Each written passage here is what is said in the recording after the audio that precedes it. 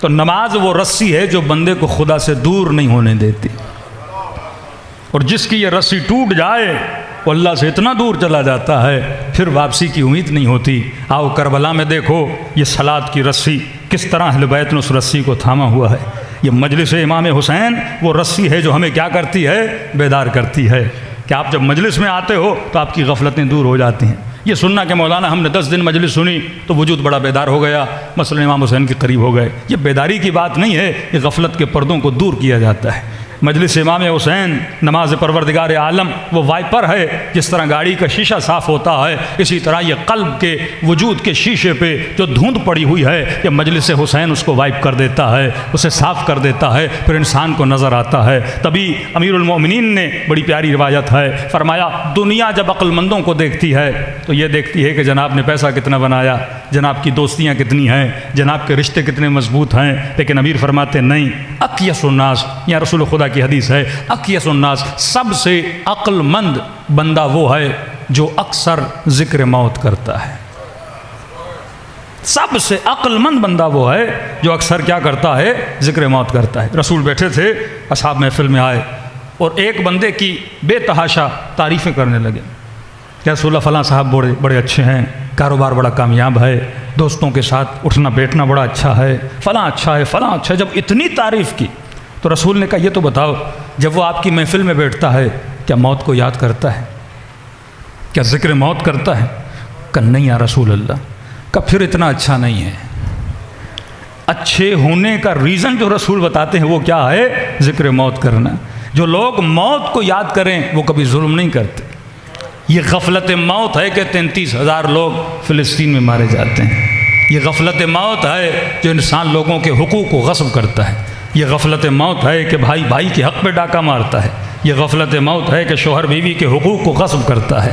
یہ غفلت موت ہے کہ اولاد والدین کی نافرمان بن جاتی ہے۔ ورنہ اگر انسان کو موت یاد دلائی جائے، دیکھیے کربلا والوں کے پاس کوئی جادو کی چھڑی نہیں تھی، ایک فارمولہ ہے جو اہل بیت نے بتائے ہیں۔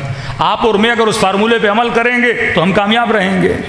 امام حسین نے یہی چاہا تھا نا کہ حر کو حبیب تک پہنچایا جائے۔ اب حر حبیب جیسا کیسے بنے جب تک وہ حبیب کے فارمولہ پہ عمل نہیں کرے گا؟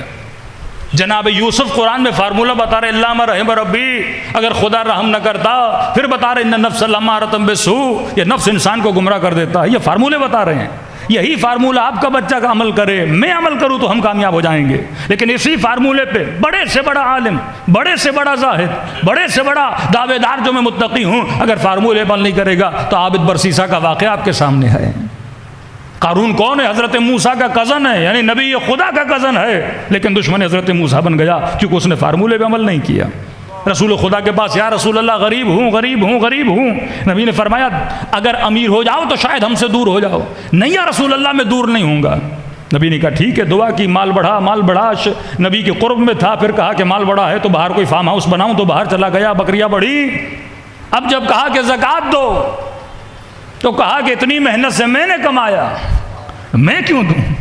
وہ فارمولہ جو بیس خدا نے بتایا تھا کہ تعلقات میں اس نے گھر نہ جانا کہ یہ تعلقات تجھے تباہ و برباد کر دیں، کہ دنیا میں رہو لیکن اس طرح نہ رہو کہ یہ دنیا تجھے خدا سے کیا کر دے؟ غافل کر دے۔ مسافر ہو، کپڑے آج پہنے میلے ہو گئے، بدن سے اتار دو۔ اب بندہ کہے میں نے کپڑے اتارنے نہیں ہیں، مجھے کپڑوں سے بڑا عشق ہے، تو یہی کپڑے اس کے وبال جان بن جائیں گے۔ فرمایا اولاد سے اتنی محبت نہ کرنا۔ تبھی فرمایا جب سکرات الموت کا وقت آتا ہے تو انسان سب سے پہلے، یہ وہ وقت ہے جہاں پہ شیطان اسے اللہ کے قریب نہیں جانے دیتا، فرمایا سب سے زیادہ کوشش کرتا ہے کہ اس کے ایمان کو لوٹا جائے۔ پوچھا معصوم کس چیز کے ذریعے اس کے ایمان کو لوٹتا ہے؟ فرمایا اس کے تعلقات کے ذریعے۔ سب سے زیادہ جس چیز سے اس نے دنیا میں محبت کی ہے اسی چیز کے ذریعے اس کو کیا کرے گا؟ گمراہ کرے گا۔ اور فرمایا اعمال کو جس طرح مجسم کیا جاتا ہے، مثلا بیٹے سے بہت زیادہ محبت تھی، شیطان اس کے سامنے عالم مثال میں اس کا بیٹا لائے گا، اس کے گلے پہ چھری رکھے گا، کہے گا میری بات مانو ورنہ تیرے بیٹے کے گلے کو کیا کر دوں گا؟ کاٹ دوں گا، کلمہ پڑھو گے تو تیرا بیٹا کٹ جائے گا۔ بہت بڑے ایک عابد تھے، کہتے ہیں جب سکرات کا وقت آیا تو بچے بار بار کہہ رہے ہیں اپنے باپ کو کہ بابا کلمہ پڑھو کلمہ پڑھو، لیکن کہہ رہے ہیں گویا اس کی زبان پہ قفل لگ گیا، یہ کلمہ نہیں پڑھ رہا۔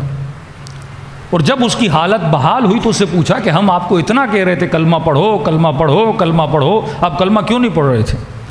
تو اس بندے خدا نے اپنی زندگی میں ایک سب سے مہنگا قالیچہ لیا تھا، بہت مہنگا تھا، اور اس نے اپنے صندوق میں وہ چھپا کے رکھا تھا۔ ہر انسان کو کسی نہ کسی چیز سے محبت ہو، تو کسی کو گاڑی سے بہت زیادہ محبت ہے، بچے کو کھلونوں سے زیادہ محبت ہے، کسی کو اپنے چھوٹے بچے سے زیادہ محبت ہے۔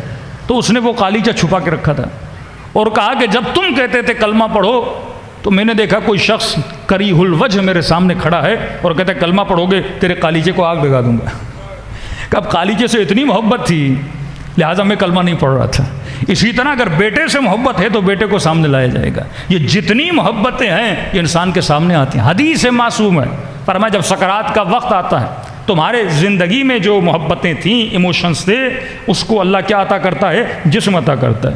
فرمایا سب سے پہلے ایک جسم آئے گا تمہارے سامنے، تم اس سے پوچھو گے کہ بتاؤ تم کون ہو؟